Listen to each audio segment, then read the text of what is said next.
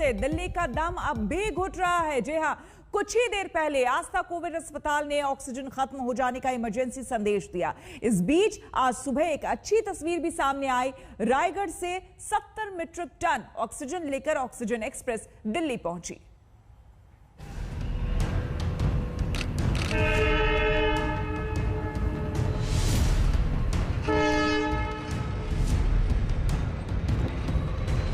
Corona के कहर से करा रही दिल्ली वालों के लिए उम्मीदों से भरी ऑक्सीजन एक्सप्रेस दिल्ली के कैंट जो रेलवे स्टेशन है वहां पर पहुंच चुकी है।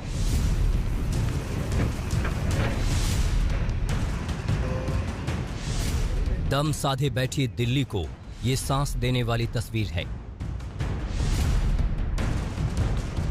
उस दिल्ली को आस देने वाली तस्वीर है जहां तमाम अस्पताल ऑक्सीजन इमरजेंसी से जूझ रहे हैं। मरीज ऑक्सीजन के बिना दम तोड़ रहे हैं और उनके अपने ऑक्सीजन के लिए दर दर भटक रहे हैं। अस्पतालों के SOS अलर्ट आ रहे हैं कि महज कुछ ही मिनटों का ऑक्सीजन बचा है। दिल्ली कैंट पर सुबह 4 बजे छत्तीसगढ़ के रायगढ़ से ऑक्सीजन के 4 टैंकर लेकर ये ऑक्सीजन एक्सप्रेस पहुंची तो एक नई उम्मीद जगी। कोरोना के कहर से करा रही दिल्ली वालों के लिए उम्मीदों से भरी ऑक्सीजन एक्सप्रेस दिल्ली के कैंट जो रेलवे स्टेशन है वहां पर पहुंच चुकी है। आप देख पा रहे हैं कि ये जो ऑक्सीजन एक्सप्रेस है इसमें 4 जो बड़े बड़े टैंकर हैं वो यहाँ पर पहुंचे हुए हैं। बकायदा इसमें ड्राइवर भी है, जो पुलिस अधिकारी हैं वो भी यहाँ पर मौजूद हैं। जिंदल स्टील एंड पावर ने ये जो ऑक्सीजन है वो भिजवाई है और बकायदा इसमें लिखा भी हुआ है हमने मन में ठाना है सबकी जान बचाना है। तो ये बकायदा सुरक्षा के तहत ये जो एक्सप्रेस है वो ऑक्सीजन एक्सप्रेस यहाँ पर पहुंची हुई है तकरीबन 4 बजे के लगभग दिल्ली कैंट रेलवे स्टेशन पर। रायगढ़ के जिंदल स्टील प्लांट से 70 मीट्रिक टन ऑक्सीजन लेकर आए ये चारों टैंकर दिल्ली पुलिस की सुरक्षा में ग्रीन कॉरिडोर के जरिए दिल्ली के तमाम अस्पतालों के लिए रवाना हुए। दिल्ली के मुख्यमंत्री की माने तो हर दिन 700 मीट्रिक टन ऑक्सीजन की जरूरत है। ऐसे में ये 70 मीट्रिक टन बेशक राहत देंगे, लेकिन हकीकत में दिल्ली को कितने ऑक्सीजन की जरूरत है इसे समझा जा सकता है। वहीं ऑक्सीजन की कमी को दूर करने के लिए दिल्ली के मुख्यमंत्री ने देश के बड़े उद्योगपतियों को भी चिट्ठी लिखी थी। करीब उसके साथ ही केंद्र सरकार ने आदेश जारी किया कि ऑक्सीजन का इस्तेमाल सिर्फ अस्पतालों में होगा। किसी भी उद्योग के लिए ऑक्सीजन के इस्तेमाल पर रोक लगा दी। इससे पहले राजधानी में ऑक्सीजन की सप्लाई को लेकर दिल्ली हाईकोर्ट ने फटकार भी लगाई थी। आज सुप्रीम कोर्ट में भी सुनवाई है और केंद्र सरकार को ऑक्सीजन को लेकर जवाब देना है। दिल्ली में ऑक्सीजन की किल्लत की वजह से कई लोगों की सांसें बेवक्त थम गईं। 24 घंटे में 380 लोगों की रिकॉर्ड मौत केंद्र और दिल्ली सरकार के इंतजामों पर भी बहुत कुछ कहती है। दिल्ली से अरविंद ओझा के साथ आज तक ब्यूरो। आपको बता दें कि देश में बीते 24 घंटे में कोरोना के 3,23,000 से ज्यादा नए मामले सामने आए हैं। कल ये आंकड़ा 3.5 लाख से भी ज्यादा था। देश ही नहीं, महाराष्ट्र और दिल्ली में भी नए मामलों में कमी आई है। माना यह जा रहा है कि लॉकडाउन से कोरोना की चेन को तोड़ने में कामयाबी मिल रही है।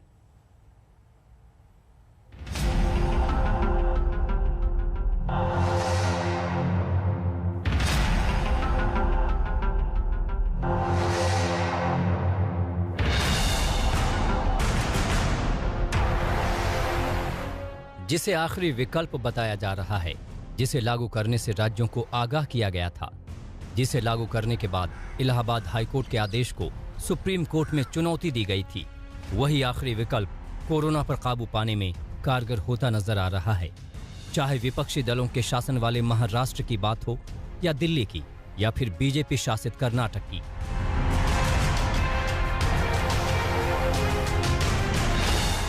लॉकडाउन जैसे सख्त कदमों ने असर दिखाना शुरू कर दिया है। महाराष्ट्र की बात करें तो राज्य का कोरोना ग्राफ धीरे धीरे नीचे जा रहा है। बीते 24 घंटे की बात करें तो यहां कोरोना के 48,700 नए मरीज मिले, जबकि 524 लोगों की मौत हो गई। जबकि 26 अप्रैल को महाराष्ट्र में 66,191 नए केस सामने आए थे और 832 लोगों ने कोरोना से दम तोड़ दिया था। 25 अप्रैल को महाराष्ट्र में 67,160 नए केस सामने आए थे और 676 लोगों ने दम तोड़ दिया था। बीते कई दिनों में पहली बार नए मामले 50,000 से नीचे पहुंचे हैं। माना जा रहा है कि लॉकडाउन जैसी सख्त पाबंदी असर दिखा रही है। महाराष्ट्र ने 26 अप्रैल को वैक्सीनेशन का भी रिकॉर्ड बनाया, जब एक दिन में 5 लाख से ज्यादा लोगों को कोरोना का टीका लगाया गया।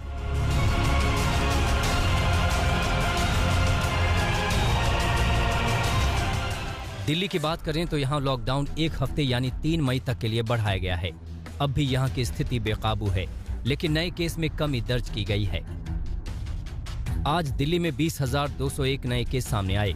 हालांकि मौत का आंकड़ा रिकॉर्ड 380 पर पहुंच गया, जबकि 26 अप्रैल को दिल्ली में इससे कहीं ज्यादा 22,933 नए केस सामने आए थे।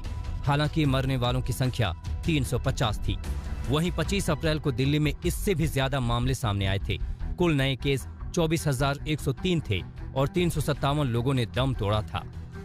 रेल के द्वारा ऑक्सीजन सप्लाई आज सुबह दिल्ली, उत्तर प्रदेश और महाराष्ट्र पहुंची है, जिससे उम्मीद की कुछ किरण जागी है। लेकिन अगर आंकड़े देखें तो कोरोना संक्रमण और मौतों का आंकड़ा अभी भी दिल दहला देने वाला है। दिल्ली में पिछले 24 घंटों में 380 लोगों की जान गई, जबकि नोएडा, गाजियाबाद में भी संक्रमण और मौत का सिलसिला बराबर बढ़ता चला जा रहा है। साफ है, लॉकडाउन ने कोरोना की चेन को कुछ हद तक ब्रेक करने में कामयाबी हासिल की है। अस्पतालों में बिस्तर को लेकर स्थिति भी थोड़ी बेहतर हुई है। दिल्ली के अस्पतालों में कोविड के 1,727 नॉर्मल बेड खाली हैं। हालांकि आईसीयू के सिर्फ 12 बेड खाली हैं।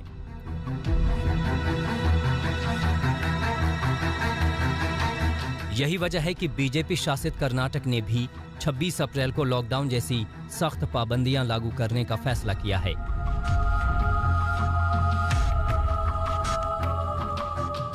हालांकि बीजेपी शासित उत्तर प्रदेश के 5 शहरों में जब इलाहाबाद हाई कोर्ट ने लॉकडाउन का आदेश दिया था, तब राज्य सरकार ने उसे सुप्रीम कोर्ट में चुनौती दी थी। सुप्रीम कोर्ट ने उस पर रोक लगा दी थी। हालांकि राज्य में वीकेंड लॉकडाउन को लागू किया गया और अब यूपी में भी कोरोना के नए मामलों में कमी आई है। आज तक ब्यूरो। दुनिया के कई देश हमारी मदद के लिए आगे आए हैं। इसकी वजह है शहर शहर कोरोना से बदहाली की एक जैसी तस्वीर का सामने आना। लोग जिंदगी की जंग लड़ रहे हैं, अपने को बचाने के लिए खुद ही सारे इंतजाम कर रहे हैं। सरकारी दावों और जमीनी हकीकत पर मेरठ से आशुतोष मिश्रा की ये ग्राउंड रिपोर्ट देखिए।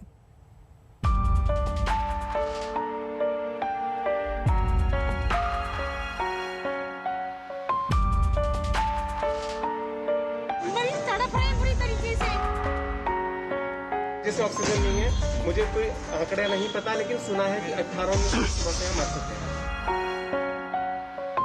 सुबह कह रहे हैं हाँ भैया, अनाउंसमेंट करते हैं कि हाँ भैया अपना इंतजाम कर लो, कहाँ से करते भैया, कहाँ से बने, क्या कर रहे हैं, क्या करें, मरने वाली है। कोई मिनट ठहरी, बस खोपड़ी, बस कोई मिनट ठहरी है। हाथ जोड़ता फिर रहा हूँ, कोई मेरे कोई बचा लो, 20 मिनट की जिंदगी दे दो कोई। ये हताशा है, ये निराशा है, जिंदगी दे दो कोई। सिस्टम लाचार है, कोरोना का हाहाकार है। अपनों की जिंदगी बचाने की जद्दोजहद हो रही है। मेरठ में मनोज की पत्नी केएमसी अस्पताल में भर्ती है। हर पल जिंदा रखने के लिए उन्हें ऑक्सीजन चाहिए और अपनी पत्नी के लिए वो हाथ जोड़कर गुहार लगा रहे हैं, कोई मेरी बीवी को बचा लो। हाथ जोड़ता फिर रहा हूँ, कोई मेरे कोई बचा लो, 20 मिनट की जिंदगी दे दो कोई। ऑक्सीजन की किल्लत किस तरह मेरठ में है, उसकी तस्वीर अगर आपको दिखाएं, इमरजेंसी में ले चलते हैं। बहुत सारे मरीज यहाँ पर एडमिट हैं, ज़्यादातर कोविड के मरीजों का जिनका इलाज चल रहा है। जो ऑक्सीजन सिलेंडर लेकर के आए हैं वो उनके अपने सिलेंडर हैं। बीती रात से कई बार ऑक्सीजन की सप्लाई डिस्टर्ब हुई है, SOS भेजा गया है। रह देकर अगर इक्का दुक्का बार ऑक्सीजन की सप्लाई आई है, लेकिन ज़्यादातर जो मरीज हैं उन्होंने अपने ऑक्सीजन सिलेंडर का इंतजाम खुद किया है। मेरठ के केएमसी अस्पताल में एक दिन के अंदर 8 लोगों की मौत ऑक्सीजन की कमी के चलते हो गई। परिस्थिति ये है, हमें ऑक्सीजन प्रशासन से मिल रही है, लेकिन समस्या ये है कि जितनी रिक्वायरमेंट है मरीज की, उतनी मात्रा में ऑक्सीजन नहीं मिल रही है। एक और दूसरा, सही समय पर नहीं मिल पा रही है। पिछले 48 घंटों में ऑक्सीजन की कमी से कितने लोगों की डेथ हुई है? 8 के आसपास।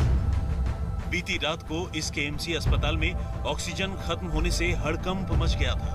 आधी रात को ही स्वास्थ्य विभाग के अधिकारी निजी अस्पताल पहुंचे और ऑक्सीजन मंगाई गई। मेरठ के सीएमओ ने आश्वासन दिया कि किसी भी हाल में ऑक्सीजन की कमी नहीं होने दी जाएगी। ऑक्सीजन की कुछ क्राइसिस हो गई थी लेकिन हमने मेडिकल कॉलेज से कुछ सिलेंडर्स यहाँ पे दिलवा दिए हैं जिस फिलहाल टेम्प्रेरीली, और इनको हिदायत दी गई है कि उसको ऑक्सीजन को हिसाब से इस्तेमाल करें, वेस्ट ना करें।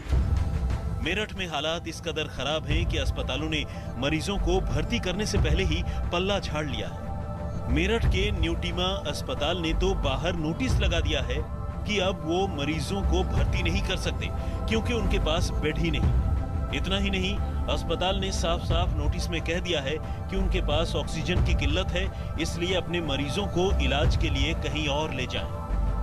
हर दिन संख्या बढ़ रही है संक्रमित मरीजों की, मरने वालों की। जल्दी कदम नहीं उठाए तो न जाने ये त्रासदी कहां ले जाएगी। पश्चिम उत्तर प्रदेश मेरठ में संजय कुमार के साथ में आशुतोष मिश्रा, आज तक। देश में कोरोना के गंभीर हालात के बीच दुनिया के कई देश मदद के लिए आगे आए हैं। अमेरिका और ब्रिटेन दोनों ने हाथ बढ़ाया है। आज सुबह ही ब्रिटेन से वेंटिलेटर्स और कुछ अन्य मेडिकल डिवाइस लेकर विमान दिल्ली पहुंचा है। आगे और भी मदद की योजना है और भारत की कूटनीति का ये असर है कि सभी देश साथ मिलकर इस महामारी का सामना कर रहे हैं। प्रधानमंत्री मोदी और बाइडेन की मुलाकात पर व्हाइट हाउस ने क्या कहा है, आपको सुनवाते हैं। The President spoke today with Prime Minister Modi of India, committing that the United States and India will continue to work closely together in the fight against COVID. The President pledged America's steadfast ongoing support for the people of India who have been impacted by the recent surge in the COVID-19 cases. We are continuing to look for a range of ways to help India. So we're talking about what we can redirect, what is available now. A lot of what they need at this moment is oxygen. That is what they will tell you. What I know reporters, all of you and your colleagues who are reporting from the region will tell you that we are quite focused on that, as well as PPE, testing, and other immediate needs they have now. नमस्कार, मैं हूं अंजना ओम कश्यप। हमें उम्मीद है ये video आपको पसंद आया होगा। लेटेस्ट खबरों के लिए यूं ही देखते रहिए आज तक, और इस वीडियो के पसंद आने पर लाइक, शेयर एंड सब्सक्राइब करना ना भूलें।